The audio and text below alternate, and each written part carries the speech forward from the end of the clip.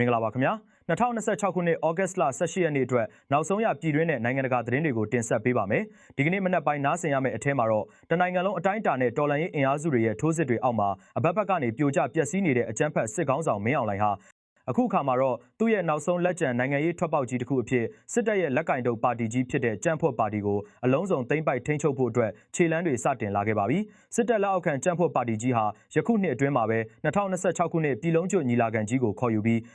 ပါတီရဲ့အသက်သွေးကြောဖြစ်တဲ့ဗဟိုအလုံးမှုဆောင်အဖွဲ့တစ်ခုလုံးကိုမင်းအောင်လှိုင်ရဲ့စိတ်ကြိုက်လူတွေစစ်ဗိုလ်ချုပ်ဟောင်းတွေနဲ့သာအစားထိုးပြန်လည်ဖွဲ့စည်းတော်မယ်ဆိုတဲ့အလွန်စိတ်ဝင်စားဖွယ်ကောင်းလာတဲ့ပြည်တွင်းနိုင်ငံရေးသတင်းထူးကြီးတစ်ခုထွက်ပေါ်လာခဲ့ပြီပဲဖြစ်ပါတယ်ဒီသတင်းနဲ့အတူပြည်သူတွေကိုဆက်လက်ဘုံကျဲနိုင်ဖို့အတွက်ရုရှားနဲ့ဘီလာရုစ်စီကိုစစ်လက်နက်နဲ့နည်းပညာတွေတွားရောက်ဝယ်ယူမဲ့အကြမ်းဖက်မင်းအောင်လှိုင်ရဲ့လျှို့ဝှက်ချက်တွေစစ်ကောင်းဆောင်ဟာအဲ့ဒီလိုရုရှားကိုတွားရောက်ခစားနေချိန်တကယ်ပြည်သူအစိုးရ CRPH ကတော့ထိုင်းလွတ်တော်တဲ့အထိတိုက်ရိုက်ဝင်ရောက်ပြီး PDF ရဲဘော်တွေစစ်ရှောင်းတွေနဲ့ရွှေ့ပြောင်းအလုပ်သမားတွေအတွက်တန်တမာရေးထိုးစစ်ဆင်လိုက်တဲ့အကြောင်းဒါအပြင်ပြည်တွင်းစီးပွားရေးအကြီးအကျယ်ပြတ်သုံးနေလို့ပြည်သူတွေရဲ့ဗန်အံ့ငွေတွေကိုအတင်းအကျပ်ထုတ်ချေးခိုင်းနေတဲ့ဗဟိုဘဏ်ဥက္ကဋ္ဌတရဲ့ချင်းချောက်မှုတွေတိုင်းပြည်ကအဲ့ဒီလိုဒေါ်လာတွေပြတ်ပြီးမွဲတေနေချိန်မှာမင်းအောင်လှိုင်ရဲ့သားအောင်ပြည့်စုံကတော့အရေးအသွေးမမီတဲ့တန်လျင်73စီတွေကိုပြည်သူတွေစီအတင်းထိုးရောက်ဖို့မတရားလက်ဝါးကြီးအုပ်ထားတဲ့အခြေအနေတွေအဲ့ဒီလိုကိုကျိုးရှာနေချိန်တကယ့်မြေပြင်ကစစ်ရေးမှာတော့စကိုင်းတိုင်းမြောင်မြို့မှာရဲစခန်းဘေးနာကအလှပြင်ဆိုင်မှာခေါင်းလျှော်နေတဲ့စစ်ကြောင်းမှုစနိုက်ပါဇော်ကြီးကို PDF တွေကအနီးကပ်ဝင်ရောက်ရှင်းလင်းလိုက်တဲ့ရုပ်ရှင်ဆန်ဆန်အခြေအနေတွေနဲ့အတူအစိုးရဆုံးအနေနဲ့ရခိုင်ပြည်နယ်ကအမ်ဘရန်လမ်းသစ်မှာထိုးစစ်ဆင်လာတဲ့အင်အား200ပါစစ်ကြောင်းကြီးကို AA ကဂျားဖြတ်ချေမှုန်းလိုက်လို့စစ်သား90ကျော်တေဆုံးပြီးအလုံးပိတ်ကားတွေနဲ့အလောင်းတွေခိုးတယ်နေရတဲ့တဲ့နိုင်ငံတကာသတင်းတွေပတ်မှာတော့အမေရိကန်စစ်သားတွေကိုအသေးရရအရှင်ရရဖမ်းဆီးနိုင်ရင်ဒေါ်လာ3000စုငွေပေးမယ်လို့အီရန်စစ်ဦးစီးချုပ်ကဘာတိပြက်ပြက်သားသားကြေညာလိုက်တဲ့သတင်းတွေအပါအဝင်နောက်ဆုံးရပြည်တွင်းပြည်ပသတင်းတွေကိုတင်ဆက်ပေးသွားမှာဖြစ်ပါတယ်ပထမဆုံးအနေနဲ့ကြံ့ဖွတ်ပါတီဟာတာမန်နိုင်ငံရေးပါတီတစ်ခုလိုလွတ်လွတ်လပ်လပ်ရပ်တည်နေတာလားဒါမှမဟုတ်မင်းအောင်လှိုင်ရဲ့လက်အောက်ခံဌာနတစ်ခုလိုဘလောက်ထိအောက်တန်းကြကြရပ်တည်နေသလဲဆိုတာကိုအရင်ဆုံးကြည့်အောင်ပါတာမန်အားဖြင့်နိုင်ငံရေးပါတီတစ်ခုဆိုတာဟာသူတို့ရဲ့ပါတီဖွဲ့စည်းပုံအခြေခံစည်းမျဉ်းတွေကိုပြင်ဆင်တာပဲဖြစ်ဖြစ်ပြည်လုံးကျွတ်ညီလာခံကြီးတွေခေါ်ယူတာပဲဖြစ်ဖြစ်ပါတီရဲ့ဗဟိုကော်မတီကနေသာလွတ်လွတ်လပ်လပ်ဆုံးဖြတ်ရတာဖြစ်ပါတယ်။ဒါပေမဲ့ကြံ့ဖွတ်ပါတီကတော့အဲ့ဒီလိုမဟုတ်ပါဘူး။ရန်ကုန်ခေတ်သစ်သတင်းဌာနကိုပါတီအတွင်းသတင်းရင်းမြစ်တွေရဲ့အတိအကျဖွင့်ချချက်အရဆိုရင်ယခုဩဂုတ်လ17ရက်နေ့ကနေ12ရက်နေ့အထိကြံ့ဖွတ်ပါတီရဲ့ဌာနချုပ်မှာဗဟိုညီလာခံကျင်းပရေးကော်မတီအစည်းအဝေးဗဟိုအလုံးမှုဆောင်အစည်းအဝေးနဲ့ပါတီဖွဲ့စည်းပုံအခြေခံစည်းမျဉ်းများပြင်ဆင်ရေးအစည်းအဝေးတွေကိုဇက်တိုက်ဆိုသလိုအကျိတ်နဲ့ပြုလုပ်ခဲ့ကြပါတယ်။အဲ့ဒီအစည်းအဝေးတွေထဲမှာပါတီရဲ့အနာဂတ်အတွက်အလွန်အရေးကြီးတဲ့ဆုံးဖြတ်ချက်တွေကိုချမှတ်ခဲ့ကြတာပါ။ဒါပေမဲ့အန်ဩစရာကောင်းတာကအဲ့ဒီအစည်းအဝေးကနေထွက်ပေါ်လာတဲ့ဆုံးဖြတ်ချက်တွေအားလုံးနဲ့ပါတီရေးရာစည်းမျဉ်းတွေပြင်ဆင်မဲ့အချက်တွေအားလုံးကိုပါတီကတိုက်ရိုက်အတည်ပြုလို့မရပါဘူး။အဲ့ဒီအချက်လက်တွေအားလုံးကိုစာရွက်စာတမ်းတွေနဲ့တကွအကြမ်းဖက်စစ်ကောင်းဆောင်မင်းအောင်လှိုင်စီကိုတွားရောက်တင်ပြပြီးသူစီကနေတရားဝင်အတည်ပြုချက်ရယူခဲ့ရတယ်လို့ပါတီအတွင်းသတင်းရင်းမြစ်ကအခိုင်အမာဖွင့်ချလိုက်ပါတယ်။ဗဟိုညီလာခံကျင်းပမဲ့ကိစ္စပါတီစည်းမျဉ်းတွေပြင်ဆင်ရေးကိစ္စတွေကိုလာမဲ့ညီလာခံမှာအတည်ပြုပြင်ဆင်ဖို့ရှိတယ်။ပါတီရဲ့ဗဟိုအလုံးမှုဆောင်ကော်မတီအဖွဲ့ကိုလည်းပြန်လည်အတည်ပြုဖို့ရှိတယ်လို့သူကရှင်းပြပါတယ်။အတိတ်ဘယ်ကတော့အခုလာမဲ့ကြံ့ဖွတ်ညီလာခံဆိုတာဟာမင်းအောင်လှိုင်စိတ်ကြိုက်ရေးဆွဲထားတဲ့ဇာညုံကိုအသက်သွင်းဖို့အတွက်ဟန်ပြပြဆက်ကြီးတက်တာဖြစ်တယ်ဆိုတာကိုအထင်ရှားသက်သေပြနေတာပဲဖြစ်ပါတယ်။တကယ်တမ်းမြေပြင်မှာတော့ကြံ့ဖွတ်ပါတီအတွင်းမှာမင်းအောင်လှိုင်ရဲ့လုပ်ရက်တွေကိုမျက်စိစပါးမွေးစူးနေတဲ့မကျေနပ်တဲ့အင်အားစုတွေပါတီလူဟောင်းတွေအများကြီးရှိနေပါတယ်။သူတို့ဟာပါတီကိုစစ်တပ်ရဲ့အမိုက်ပုံးလိုသဘောထားပြီးစစ်တပ်ကအသုံးမကျတော့တဲ့ဗိုလ်ချုပ်တွေကိုပါတီထဲထည့်နေတာကိုအလွန်အမင်းဒေါသထွက်နေကြတာပါဒါပေမဲ့လည်းဘယ်သူမှအတန်မထွက်ရဲကြပါဘူးဘာဖြစ်လို့လဲဆိုတော့လက်ရှိပါတီဥက္ကဋ္ဌတာဝန်ယူထားတဲ့ဦးခင်ကြီးကိုယ်တိုင်ကမင်းအောင်လှိုင်ရဲ့အပြည့်အဝသစ္စာခံမင်းအောင်လှိုင်ခိုင်းတာမှန်သမျှခေါင်းငိတ်လှုပ်ဆောင်ပေးနေတဲ့အမာခံနောက်လိုက်တက်ဖြစ်နေလို့ပါပဲပါတီသတင်းရင်းမြစ်ကဘလို့ထပ်မံသုံးသက်လဲဆိုရင်အများကြီးတော့ပြောင်းလဲမှုလည်းမဖြစ်နိုင်ပါဘူးလက်ရှိသမ္မတနေရာယူထားတဲ့မင်းအောင်လှိုင်ကိုလည်းပါတီထဲမှာကြော်နိုင်တဲ့သူမရှိပါဘူးသူစိတ်တိုင်းကြလူတွေပဲပါတီမှာဆက်ပြီးနေရရမယ်ဦးခင်ကြီးကတော့ဥက္ကဋ္ဌအဖြစ်ဆက်ရှိနေမှာပါလို့ပြက်ပြက်သားသားဆိုပါတယ်။ဒါဟာစစ်တပ်ကဦးစီးပြီးအတင်းကျပ်ကျင်းပမဲ့2025နဲ့2026ခုနှစ်အတူရောင်ရွေးကောက်ပွဲကြီးအတွက်အကျိုးပြင်ဆင်တဲ့စစ်ရေးနိုင်ငံရေးမဟာဗျူဟာခြေလှမ်းကြီးတစ်ရပ်ပဲဖြစ်ပါတယ်။မင်းအောင်လှိုင်ဟာသူ့ရဲ့ယုံကြည်ရဆုံးစစ်ဗိုလ်ချုပ်ကြီးတွေဖြစ်ကြတဲ့ညိုစောအောင်လင်းတွေမြထွန်းဦးတေအောင်ဆန်းအစရှိတဲ့အာဏာသိမ်းအဖွဲ့ဝင်စစ်ဗိုလ်ချုပ်တွေကိုကြံ့ဖွတ်ပါတီတဲကိုဆေလွတ်ပြီးအယက်သားအစိုးရအမိခံကတက်ဆိုးရှည်အောင်လုပ်မဲ့မဟာဗျူဟာကြီးတက်တာဖြစ်ပါတယ်။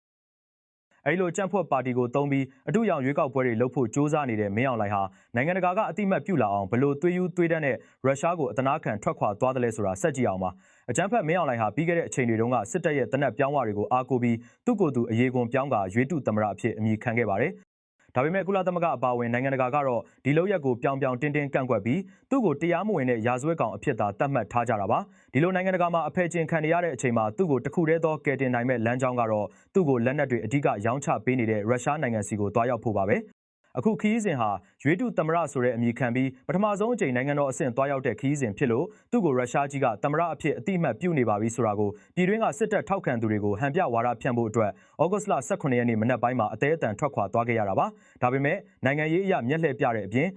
စစ်ရေးအရတကယ်မြေပြင်မှာရင်ဆိုင်နေရတဲ့အကြီးမားဆုံးအကြက်တဲကြီးတစ်ခုပါနေပါတယ်။အဲ့ဒါကတော့လေရင်အပိုပစ္စည်းလိုအပ်ချက်တွေပါပဲ။အခုလက်ရှိမြေပြင်မှာစစ်ကောင်စီခြေလျင်တပ်တွေဟာအလူးလဲရှုံးနေပြီးစစ်တပ်ကိုအဓိကအသက်ဆက်ပေးထားတာဟာပြည်သူတွေကိုဘုံကျဲနေတဲ့လေတပ်တစ်ခုတည်းသာကြံပါတော့တယ်။ဒါပေမဲ့လေတပ်ကရုရှားထုတ် YAK-130 တိုက်လေယာဉ်တွေMiG-29 တွေနဲ့ရဟတ်ယာဉ်တွေဟာနေ့စဉ်သုံးလုံးလို့အင်ဂျင်တွေအကြီးကျယ်ပျက်စီးနေပါပြီ။နိုင်ငံတကာကစီးပွားရေးပိတ်ဆို့ထားတဲ့အတွက်ဒီလေယာဉ်တွေအတွက်လိုအပ်တဲ့စက်အပိုပစ္စည်းတွေကိုပြင်ပကနေဝယ်ယူလို့လုံးဝမရတော့ပါဘူး။လေတပ် CDM တက်ချက်ကြီးဇေယျကသူ့ရဲ့တရားဝင်မှုကိုပြတာရဲ့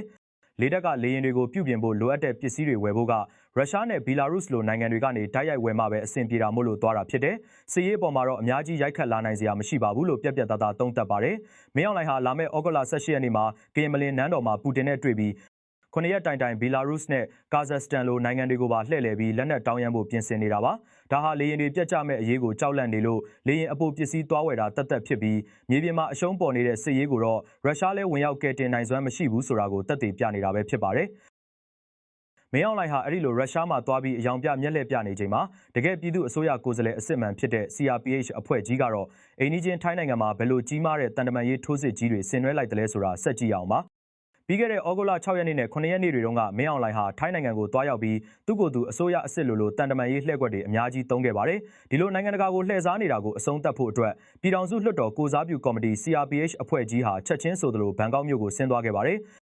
ဩဂတ်လ14ရက်နေ့မှာတော့ CRPH အတွင်းရေးမှူးအဖွဲ့ဝင်ဖြစ်သူလွှတ်တော်ကိုယ်စားလှယ်ဒေါ်ဖြူဖြူသင်းဦးဆောင်တဲ့ကိုယ်စားလှယ်အဖွဲ့ဟာထိုင်းနိုင်ငံဘန်ကောက်မြို့လေကောင်ကထိုင်းအောက်လွှတ်တော်အဆောက်အုံကြီးတဲကိုတရားဝင်သွားရောက်ပြီးထိုင်းလွှတ်တော်အမတ်တွေနဲ့မျက်နှာချင်းဆိုင်တရားဝင်တွေ့ဆုံဆွေးနွေးမှုတွေပြုလုပ်နိုင်ခဲ့ပါတယ်။ဒီတွေ့ဆုံမှုဟာရိုးရိုးတန်တန်တွေ့ဆုံမှုမဟုတ်ပါဘူး။ CRPH ကိုယ်စားလှယ်အဖွဲ့ဟာအလွန်အရေးကြီးတဲ့ကိစ္စရပ်တွေကိုထည့်သွင်းပြောဆိုခဲ့ပါတယ်။အထူးသဖြင့်ຫນွေဦးတော်လှန်ရေးကာလတစ်လျှောက်လုံးရှေ့တန်းမှာရွရွချွန်ချွန်တိုက်ပွဲဝင်ရင်ကိုလက်အင်္ကာတွေဆွန့်လွတ်ဆုံးရှုံးခဲ့ရတဲ့ပြည်သူ့ကာကွယ်ရေးတပ်ဖွဲ့ဝင် PDF ရဲဘော်တွေအတွက်စေဝါကူမှုတွေခြေတုလက်တုတပ်ဆင်မှုတွေရရှိဖို့ကိုအလေးနက်ထားဆွေးနွေးခဲ့ပါတယ်။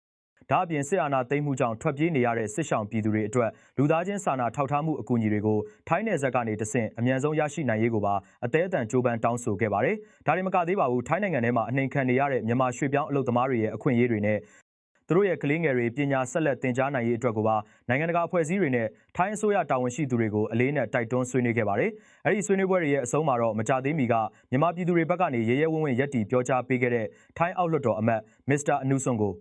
CRPH ကိုယ်စားလှယ်အဖွဲ့ကလွှတ်တော်ထဲမှာအထူးကျေးဇူးတင်ကြောင်းတဝန်လွှာကိုတိုက်ရိုက်ပေးအပ်ဂုဏ်ပြုခဲ့ပါတယ်။ဒါဟာမင်းအောင်လှိုင်ရဲ့အယောင်ပြတန်တမာရေးကို CRPH ကဘန်ကောက်မြို့လေကောင်အထိတွားရောက်ပြီးအပြတ်သက်ခြေဖြတ်ပြလိုက်တဲ့နိုင်ငံတကာတန်တမာရေးထိုးစစ်ကြီးတစ်ခုပဲဖြစ်ပါတယ်။နိုင်ငံတကာမှာအဲ့ဒီလိုတန်တမာရေးအားပြိုင်မှုတွေဖြစ်နေချိန်ပြည်တွင်းစီးပွားရေးကတော့ဘလောက်အထိအလုံးစုံပြတ်သုံးနေပြီးစစ်ကောင်စီကပြည်သူငွေတွေကိုဘလို့လမ်းလွှဲအသုံးချဖို့စ조사နေတယ်လဲဆိုတာဆက်ကြည့်အောင်ပါ။အကြမ်းဖက်စစ်ကောင်စီဟာကုန်စည်နှုန်းတွေဒေါ်လာဈေးတွေမိုးပေါ်ထိထိုးတက်နေတာကိုမထိန်ချုပ်နိုင်တော့တဲ့အဆုံးနောက်ဆုံးပိတ်ထွက်ပေါက်အနေနဲ့ပြည်သူတွေရဲ့ငွေကြေးတွေကိုစတင်မျက်စိကျလာခဲ့ပါပြီ။ပြီးခဲ့တဲ့ဩဂုတ်လ15ရက်နေ့မှာဗဟိုဘဏ်ဥက္ကဋ္ဌအဖြစ်အသစ်ခန့်အပ်ခံရတဲ့ခင်နိုင်ဦးကပုဂ္ဂလိကဘဏ်တွေအားလုံးကိုအရေးပေါ်ခေါ်ယူပြီးဘဏ်တွေအနေနဲ့ပြည်သူတွေလာအပ်ထားတဲ့အနှံငွေတွေနဲ့ဘဏ်ရန်ပုံငွေတွေကိုစိုက်ပျိုးရေးမွေးမြူရေးနဲ့ MSME စီးပွားရေးလုပ်ငန်းတွေစီကိုရခင်ကထက်ပိုမိုပြီးအတင်းကျပ်ထုတ်ချေးပေးရမယ်လို့ပြင်းပြင်းထန်ထန်ဖိအားပေးပြောဆိုလာပါတယ်။ဒါပေမဲ့ UMFCCI ကုန်သည်စက်မှုအသင်းချုပ်ကစီးပွားရေးလုပ်ငန်းရှင်တဦးကတော့ဒီလုပ်ရဟာလုံးဝအလုပ်ဖြစ်မှာမဟုတ်ဘူးလို့ပြက်ပြက်သားသားသုံးသပ်ပါတယ်။အခုဖြစ်နေတာကအရင်းနှီးပြဿနာတစ်ခုတည်းမဟုတ်ပါဘူး။တကယ်ပြဿနာက policy အမှားတွေပြဿနာဖြစ်နေတာပါ။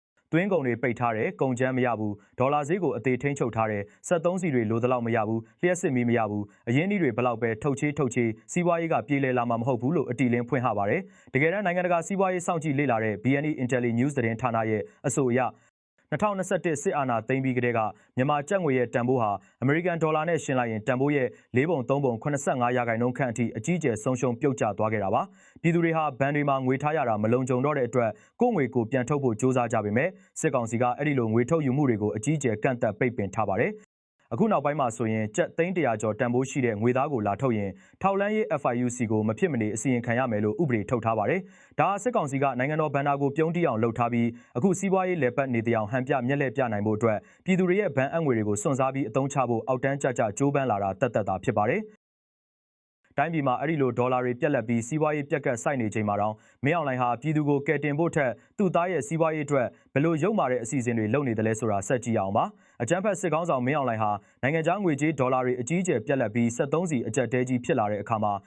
သူ့ရဲ့သားရင်းဖြစ်သူအောင်ပြည့်စုံရဲ့စီးပွားရေးလက်ဝါးကြီးအုပ်မှုအတွက်အခွင့်ကောင်းယူအသုံးချလာပြန်ပါပြီ။လာမယ့်စက်တင်ဘာလကစပြီးတန်လျင်အမှတ်1ရေနံချက်စက်ရုံကနေထုတ်လုပ်မဲ့အရေးသွေးလုံးဝနှိမ့်ကျတဲ့ပြည်တွင်းထုတ်73စီတွေကိုပြည်ပကနေတင်သွင်းနေတဲ့အရေးသွေးမီ73စီတွေနေရာမှာ30%လောက်အစားထိုးပြေးဆွဲသွားဖို့စီစဉ်နေပါတယ်။စီဆိုင်တွေကလည်းအဲ့ဒီစီတွေကိုယုံကြည်မှုရှိရှိနဲ့ရောင်းချသုံးစွဲကြဖို့မင်းအောင်လှိုင်ကအရှက်မဲ့စွာအတင်းကျပ်ညွှန်ကြားလိုက်ပါတယ်။မြန်မာနိုင်ငံ73စီအသင်းကသတင်းရင်းမြစ်တဦးကတော့အရေးသွေးအပိုင်းကတော့ပြည်တွင်းထုတ်73စီကပြည်ပကတင်သွင်းတဲ့73စီကိုမှီစရာလုံးဝကိုမရှိပါဘူးလို့ပြက်ပြက်သားသားသတိပေးလိုက်ပါတယ်။အရေးသွေးလုံးဝမမီတဲ့အင်ဂျင်တွေအလွယ်တကူခောက်နိုင်ပြက်နိုင်တဲ့စီတွေကိုပြည်သူတွေကိုယုံကြည်သုံးပါဆိုပြီးမျက်နှာပြောင်တိုက်နေတာပါ။စစ်ကောင်စီကတော့ဒေါ်လာတွေတက်တာအောင်လို့ဟန်ပြအကြောင်းပြနေပေမဲ့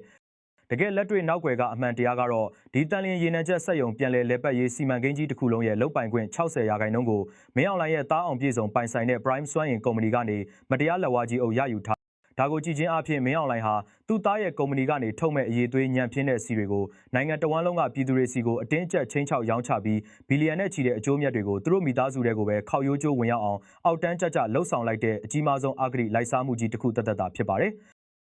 နိုင်ငံရေးစီးပွားရေးတွေမှာစစ်ကောင်းဆောင်တွေကိုကြိုးရှာနေချိန်တကယ်မြေပြင်စစ်မျက်နှာပြင်ကစစ်ကြောင်းမှုတွေတက်မှုတွေဟာကိုရဲစခန်းဘေးနားမှာတောင်အသက်မလုံခြုံတော့တဲ့အဖြစ်အပျက်တွေကိုဆက်ကြည့်အောင်ပါစကိုင်းတိုင်းမြောင်မြို့နယ်ဆိုတာဟာຫນွေဦးတော်လှန်ရေးစတင်ကတည်းကအကြမ်းဖက်စစ်ကောင်စီကိုအပြင်းထန်ဆုံးခုခံတိုက်ခိုက်ခဲ့တဲ့အမာခံဒေသကြီးတစ်ခုဖြစ်ပါတယ်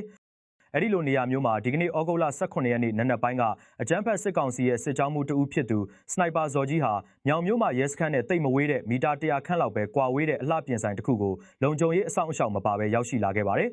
သူဟာစနိုက်ပါတနက်ကိုအမြဲတမ်းကင်ဆောင်ပြီးပြည်သူတွေကိုအဝေးကနေချောင်းချောင်းပစ်ခတ်လေးရှိတဲ့အလွန်နာမည်ဆိုးနဲ့ကြော်ကြားတဲ့စစ်ကြောင်းမှုတအုပ်ပါသူဟာသူ့ကိုယ်သူအထင်ကြီးပြီး PDF တွေလာရဲမှာမဟုတ်ဘူးလို့အပိုင်တွက်ကအလှပြင်ဆိုင်မှာတွားရောက်ဇိမ်ခံခေါင်းလျှော်ခဲ့တာပါဒါပေမဲ့သတင်းအတိအကျရထားတဲ့မြောင်မြို့နယ်ပြည်သူ့ကာကွယ်ရေးတပ်ဖွဲ့ကအထူးတပ်ဖွဲ့ဝင်ရဲဘော်တွေဟာအချိန်လုံးဝမစွဲတော့ဘဲအလှပြင်ဆိုင်တွေကိုရုတ်တရက်အလစ်အငိုက်ဝင်ရောက်သွားပါတယ်စစ်ကြောင်းမှုဇော်ကြီးဟာမျက်စိထဲဆက်ပြာကြီးတွေဝင်နေချိန်တေမင်းကသူ့အနားကိုရောက်လာမှန်းကိုလုံးဝသတိမထားမိတဲ့အချိန်မှာပဲတော်လိုင်းရေးရဲဘော်တွေကအနီးကပ်ပစ်ခတ်ရှင်းလင်းလိုက်တဲ့အတွက်ခေါင်းလျှော်ရင်သွေးအိုင်ထဲမှာတင်နေရာမှာတင်ပွဲချင်းပြီးအသေးဆုံးနဲ့တေဆုံးသွားခဲ့ရပါတော့တယ်။ပြစ်ခတ်မှုဖြစ်ပြီးတဲ့နောက်ပိုင်းမှာရဲစခန်းတွေကစစ်ကောင်စီတပ်သားတွေဟာကြောက်ကြောက်လန့်လန့်နဲ့တနက်တွေရမ်းပစ်ပြီးထွက်လာကအလောင်းကိုလာကောက်သွားကြပြီးတော့အပြစ်မဲ့တဲ့အလှပြင်ဆိုင်ကမိသားစုဝင်တွေကိုပါရဲစခန်းနဲ့အတင်းကျပ်ဖမ်းဆီးခေါ်ဆောင်သွားတဲ့ရုပ်မာတဲ့လုပ်ရက်ကိုထပ်မံကျူးလွန်ခဲ့ပါတယ်။ပိုပြီးစိတ်ဝင်စားဖို့ကောင်းတာကမြေပြင်ကစစ်တပ်ရဲ့အင်အားပြိုကျနေမှုပါပဲ။စကိုင်းတိုင်းကိုထိုးစစ်ဆင်ဖို့ဝင်လာတဲ့စစ်ကောင်စီရဲ့စစ်ကြောင်းတွေထဲမှာအရင်လိုစစ်သားအဟောင်းတွေလုံးဝမရှိသလောက်ဖြစ်နေပြီးအတင်းကျပ်ပေါ်တာဆွဲဖမ်းဆီးထားတဲ့လူတစ်တပ်သားတွေက80%အထိပါဝင်နေတယ်လို့လျှို့ဝှက်စည်းရင်းတွေကဖွင့်ချလိုက်ပါတယ်။ဥပမာဝက်လက်အနီးကခလာရ83စစ်ကြောင်းဆိုရင်လူဟောင်း18ယောက်ထဲသာပါပြီးကျန်တဲ့80လောက်ကလူတစ်တွေသာဖြစ်နေပါတယ်။ဒါကြောင့်လဲမြေပြင်မှာအစွမ်းအစမရှိတော့ဘဲအလွယ်တကူတိုက်ခိုက်ချေမှုန်းခံနေရတာပဲဖြစ်ပါတယ်။စကိုင်းတိုင်းကမြို့ပေါ်မှာသာအသက်ခံနေရတာမဟုတ်ဘူးရခိုင်ပြည်နယ်ကတကယ်ရှေ့တန်းစစ်မျက်နှာပြင်ကြီးတွေမှာလည်းစစ်ကောင်စီဟာဘလောက်အထိအလောင်းတွေထားရပြီးအဆက်တကွဲပြေးနေရတယ်လဲဆိုတာသုံးသပ်ကြည့်အောင်ပါအခုလက်ရှိချိန်မှာအာရခတပ်တော် AA ဟာရခိုင်ပြည်နယ်အမ်းမြို့နယ်တွေကစစ်ကောင်စီရဲ့အရေးကြီးတဲ့စခန်းတွေကိုတစ်ခုပြီးတစ်ခုသိမ်းပိုက်နေတာပါဒီအခြေအနေကိုပြန်လည်ထိန်းချုပ်နိုင်ဖို့နဲ့အမ်းမှာရှိတဲ့နပခတိုင်းဌာနချုပ်ကိုစစ်ကူပေးနိုင်ဖို့အတွက်စစ်ကောင်စီဟာရခိုင်နဲ့မကွေးတိုင်းကိုဆက်သွယ်ထားတဲ့အမ်ပဒန်လမ်းတစ်ကြီးကနေအင်အားအလုံးရင်းနဲ့စစ်ကြောင်းထိုးလာခဲ့ပါတယ်ပြီးခဲ့တဲ့ဩဂုတ်လ16ရက်နေ့နေ့လယ်ပိုင်းမှာဂုတ်ကြီးဆိုတဲ့နေရာကနေအကြမ်းဖက်စစ်တပ်ရဲ့အင်အား200ဝန်းကျင်လောက်ပါတဲ့စစ်ကြောင်းကြီးဟာရှေ့ကိုရဲရဲတင်းတင်းတက်လာခဲ့ပါတယ်။ဒါပေမဲ့အဲ့ဒီလိုအင်အားအများပြားနဲ့တက်လာတဲ့စစ်ကြောင်းကြီးကိုအာရခတပ်တော် AA ကတေကွင်းတေကွက်အတိအကျကနေဂျားဖြတ်ဝင်ရောက်တိုက်ခိုက်လိုက်ပါတယ်။ဒီတိုက်ခိုက်မှုအတွင်းမှာစစ်ကောင်စီတပ်သား90ကျော်လောက်ပွဲချင်းပြီးတေဆုံးပြီးကြံတဲ့သူတွေပါအများပြားဒဏ်ရာရသွားခဲ့ပါတယ်။ကိုမျက်စိရှေ့တင်ရဲဘော်တွေအစုလိုက်အပြုံလိုက်တေဆုံးသွားတာကိုမြင်လိုက်ရတဲ့စစ်ကောင်စီတပ်သားတွေဟာရှေ့ကိုတလှမ်းမှဆက်မတိုးရဲတော့ပဲဂျက်တိုက်လေရင်တွေလက်နက်ကြီးတွေအသေးအံပစ်ကူခေါ်ပြီးမှအဆက်တကွဲပြန်လည်ဆုတ်ခွာပြေးခဲ့ရပါတယ်။ဆုတ်ခွာလာတဲ့စစ်ကြောင်းဟာဩဂုတ်လ16ရက်နေ့ညနေပိုင်းမှာဗဒန်းမြို့ဘက်ကိုပြန်လည်ရောက်ရှိလာခဲ့ပါတယ်။အဲဒီလိုရောက်လာတဲ့အခါမှာတေဆုံးသွားတဲ့စစ်အာဏာရှင်တပ်သားတွေရဲ့ရုပ်အလောင်းတွေနဲ့ဒဏ်ရာရသူတွေကိုမင်းဘူးခရိုင်ဗဒန်းမြို့မှာရှိတဲ့မဆခ905စုံကုန်းအမြောက်တပ်ဌာနချုပ်စီကိုအလုံးပိတ်ကားကြီး2စီးနဲ့လူမသိသူမသိခိုးဝက်တဲဆောင်သွားခဲ့ရပါတယ်။မြေပြင်မှာအစွမ်းစားမရှိတော့တဲ့စစ်တပ်ဟာနက်ရီကန်ဘက်မှာတိုက်ပွဲမရှိဘဲနဲ့ဂျက်လီရင်တွေနဲ့နေရောညပါရန်ကားဘုံကျဲနေပေမဲ့ AA ကလည်း drone တွေလက်နက်ကြီးတွေနဲ့အပြတ်သက်ပြန်လည်ချေမှုန်းနေပါတယ်။အနစ်ချုပ်ရရင်မင်းအောင်လှိုင်ဟာအထက်ပိုင်းမှာသမရ UUB နိုင်ငံတကာကိုလှည့်စားနေပေမဲ့တကယ်မြေပြင်မှာတော့အလောင်းတွေကိုတောင်အလုံးပိတ်ကားတွေနဲ့ဖုံးဖိတဲဆောင်နေရတဲ့အထိအလုံးစုံပြိုကျပျက်စီးနေပြီဖြစ်ကြောင်းခိုင်ခိုင်မာမာသုံးသပ်တင်ပြလိုက်ရပါတယ်။ ခြုံငုံသုံးသပ်ကြည့်မယ်ဆိုရင်အကြမ်းဖက်စစ်ကောင်းဆောင်မင်းအောင်လှိုင်ဟာကြမ်းဖွက်ပါတီကိုအလုံးစုံသိမ်းပိုက်ဖို့ကြိုးစားနေသလိုလေရင်အပိုပစ္စည်းလိုချင်လို့ရုရှားကြီးစီမှာခြေသလုံးသွားဖက်နေရတဲ့အဆက်ကွဲစရာအခြေအနေကိုအထင်ရှားတွေ့မြင်ရမှာဖြစ်ပါတယ်။သမ္မတယူးနေတဲ့မင်းအောင်လှိုင်ရဲ့လုပ်ရက်တွေတားဖြစ်သူအတွက်ပြည်သူတွေကိုစီညံ့တွေအတင်းသုံးခိုင်းမဲ့ရုပ်မာမှုတွေနဲ့အမ်ဘရန်လမ်းပိုင်းမှာစစ်သား90ကျော်တေဆုံးပြီးအလောင်းတွေကိုအလုံးပိတ်ကားတွေနဲ့ခိုးတယ်နေရတဲ့စစ်တပ်ရဲ့အခြေအနေတွေအပေါ်ပြည်သက်ကြီးအနေနဲ့ဘလို့သုံးသပ်အားရကျေနပ်မိပါသလဲခင်ဗျာနိုင်ငံတကာမှာရောပြည်တွင်းမှာပါအလုံးစုံရှုံးနေနေတဲ့ဒီဖက်စစ်ရန်တရားကြီးအမြင့်ပြတ်သွားဖို့အတွက်ကျွန်တော်တို့ပြည်သူတွေအနေနဲ့ဘလို့ဆက်လက်အားပေးထောက်ပို့သွားကြမလဲဆိုတာကိုကွန်မန့်မှာလွတ်လပ်စွာဝင်ရောက်ဝေဖန်ဆွေးနွေးအားပေးသွားကြပါအောင်လို့ဖိတ်ခေါ်လိုက်ပါတယ်နိုင်ငံတကာသတင်းတွေဘက်မှာတော့အီရန်နိုင်ငံဘက်ကနေအမေရိကန်စစ်သားတွေကိုအသေးရရအရှင်ရရဖမ်းဆီးနိုင်မယ်တပ်ဖြတ်နိုင်မယ်ဆိုရင်စုချင်းငွေအမြောက်အများထုတ်ပေးမယ်ဆိုပြီးကဘာတိအတီလင်းကြေညာလိုက်တဲ့သတင်းထူးကြီးတစ်ခုထွက်ပေါ်လာခဲ့ပြီပဲဖြစ်ပါတယ်အရှေ့လယ်ပိုင်းမှာရှိတဲ့အမေရိကန်စစ်စခန်းတွေအမေရိကန်တပ်ဖွဲ့ဝင်တွေဟာအချိန်မရွေးတိုက်ခိုက်ခံရနိုင်တဲ့တေမင်းရဲ့အရေးအောက်ကိုတိုက်ရိုက်ရောက်ရှိသွားခဲ့ပါပြီ။ Tasnim သတင်းဌာနရဲ့အတိအကျဖွင့်ချဖော်ပြချက်တွေအရပြီးခဲ့တဲ့ဩဂတ်စ်လ16ရက်နေ့မှာအီရန်တပ်မတော်ရဲ့စစ်ဦးစီးချုပ်ဖြစ်သူအာမီယာဟာတာမီဟာမြို့တော်တီဟီရန်မှာနိုင်ငံလုံခြုံရေးနဲ့ပတ်သက်တဲ့အရေးကြီးမိန့်ခွန်းတစ်ရပ်ကိုပြောကြားခဲ့ပါတယ်။အဲ့ဒီမိန့်ခွန်းထဲမှာသူကကဘာကြီးကိုအကြီးကျယ်တုံ့လှုပ်သွားစေမဲ့စကားတစ်ခွန်းကိုထည့်သွင်းပြောဆိုလိုက်တာပါအဲ့ဒါကတော့တေဆုံးသွားတဲ့ဒါမှမဟုတ်ရှင်ဖမ်းဆီးရမိတဲ့အမေရိကန်စစ်သားတွေအတွက်အဲ့ဒီလိုဖမ်းဆီးနိုင်တဲ့တပ်ဖြတ်နိုင်တဲ့အီရန်တိုက်ခိုက်ရေးသမားတွေကိုဒေါ်လာ3000အထိအီရန်မှစုချင်းငွေကြီးထုတ်ပေးသွားမယ်ဆိုတဲ့ကမ်းလှမ်းချက်ကြီးပဲဖြစ်ပါတယ်အမေရိကန်တပ်ဖွဲ့ဝင်တယောက်ကိုဖမ်းဆီးတာပဲဖြစ်ဖြစ်တပ်ဖြတ်တာပဲဖြစ်ဖြစ်လှုပ်ဆောင်နိုင်တဲ့ဘယ်အီရန်လူမျိုးကိုမဆိုကျွန်တော်တို့အနေနဲ့တင့်လျော်တဲ့လက်ဆောင်တစ်ခုကိုအတိအကျချီးမြှင့်ပေးသွားပါမယ်အဲ့ဒီလက်ဆောင်ဟာအမေရိကန်ဒေါ်လာ3000နဲ့ညီမျှအီရန်ငွေကြေးနဲ့တွက်မယ်ဆိုရင်ခံမှန်းခြေအဖြစ်9ဘီလီယံလောက်တန်ကြေးရှိပါတယ်လို့စစ်ဦးစီးချုပ်ဟာတာမီကပြက်ပြက်သားသားကြေညာလိုက်ပါတယ်။အီရန်ငွေ9ဘီလီယံဆိုတာတာမန်အီရန်ပြည်သူတယောက်အတွက်ဘဝတစ်သက်တာလုံးစားမကုန်တဲ့အေယာမငွေကြေးပမာဏကြီးဖြစ်လို့ဒါဟာအရှေ့အလယ်ပိုင်းကအမေရိကန်စစ်သားတွေအတွက်တော့အချိန်မရွေးလောက်ကျန်ခံရနိုင်တဲ့အဆိုးရွားဆုံးအိမ်မက်ဆိုးကြီးတစ်ခုအဖြစ်စတင်လာတာပဲဖြစ်ပါတယ်။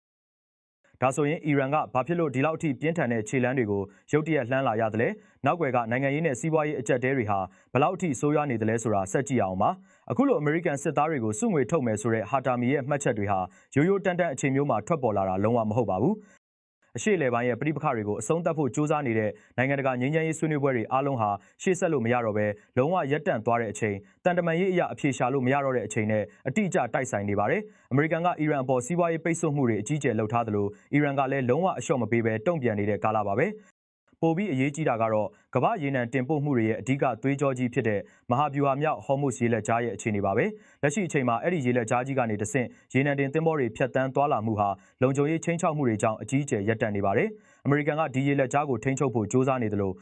့အီရန်ကလည်းသူတို့ရဲ့ရေပိုင်နက်ဖြစ်လို့လုံးဝအထိပါခံမှာမဟုတ်ဘူးလို့စစ်ရေးအရအားပြိုင်နေကြတာပါဒီလိုနိုင်ငံရေးစီးပွားရေးအရအသက်ရှူကျက်လာတဲ့အခါမှာအီရန်အစိုးရဟာအမေရိကန်ကိုပြန်လည်ချင်းချောက်တဲ့အနေနဲ့အခုလိုစစ်သားတွေကိုစုငွေထုတ်တဲ့အထိစစ်ရေးတင်းမာမှုကိုအမြင့်ဆုံးအထိဆွဲတင်လိုက်တာပဲဖြစ်ပါတယ်နောက်ဆုံးအနေနဲ့အမေရိကန်စစ်သားတွေကိုစုငွေထုတ်တဲ့ကိစ္စကြောင့်လာပေါင်းများစွာကြာနေပြီဖြစ်တဲ့ဒီအရှေ့လယ်ပိုင်းစစ်ပွဲကြီးဟာရှေ့ဆက်ဘာတွေဖြစ်လာနိုင်တယ်လဲဆိုတာသုံးသပ်ကြည့်အောင်ပါလက်ရှိအရှေ့လယ်ပိုင်းဒေသကြီးမှာစစ်ခင်းနေကြတာဟာအီရန်နဲ့အမေရိကန်နှစ်နိုင်ငံတည်းမဟုတ်ပါဘူးအမေရိကန်ရဲ့အခိုင်အမာမဟာမိတ်ဖြစ်တဲ့အစ္စရေးနိုင်ငံကလည်းဒီပဋိပက္ခထဲမှာတိုက်ရိုက်ပါဝင်ပတ်သက်နေပါတယ်ပြီးခဲ့တဲ့ဖေဖော်ဝါရီလ28ရက်နေ့ကတည်းကတရားဝင်စတင်ခဲ့တဲ့အီရန်အမေရိကန်နဲ့အစ္စရေးတို့ရဲ့ဒီသုံးပွင့်ဆိုင်စစ်ပွဲကြီးဟာနေ့စဉ်နဲ့အမျှဒုံးကျည်တွေပစ်ခတ်တာတွေဒရုန်းတွေနဲ့တိုက်ခိုက်တာတွေစစ်စခန်းတွေကိုပြစ်မှတ်ထားတာတွေနဲ့အလွန်ကိုပြင်းထန်နေခဲ့တာပါအခုလိုအီရန်စစ်ဦးစီးချုပ်ကိုယ်တိုင်ကအမေရိကန်စစ်သားတွေကိုအသေးရရအရှင်ရရစုငွေထုတ်လိုက်တာဟာဒီပဋိပက္ခကိုအဆုံးသတ်ဖို့ရွေလျားနေတဲ့လက္ခဏာမျိုးလုံးဝမတွေ့ရတော့ဘူးဆိုတာကိုအထင်ရှားသက်သေပြလိုက်တာပါပဲအမေရိကန်ဘက်ကလည်းသူတို့ရဲ့တပ်ဖွဲ့ဝင်တွေအခုလိုချင်းချောက်ခံရတဲ့အပေါ်လုံးဝလက်ပိုက်ကြည့်နေမှာမဟုတ်ပဲအီရန်အပေါ်ပုံမှုပြင်းထန်တဲ့စစ်ရေးနဲ့စီးပွားရေးတုံ့ပြန်မှုတွေဇက်တိုက်လှုပ်ဆောင်လာမှာတေချာနေပါတယ်အနည်းချုပ်ရရင်ဟော်မုရေလက်ကြားကရေနံအကျက်တဲနဲ့အတူ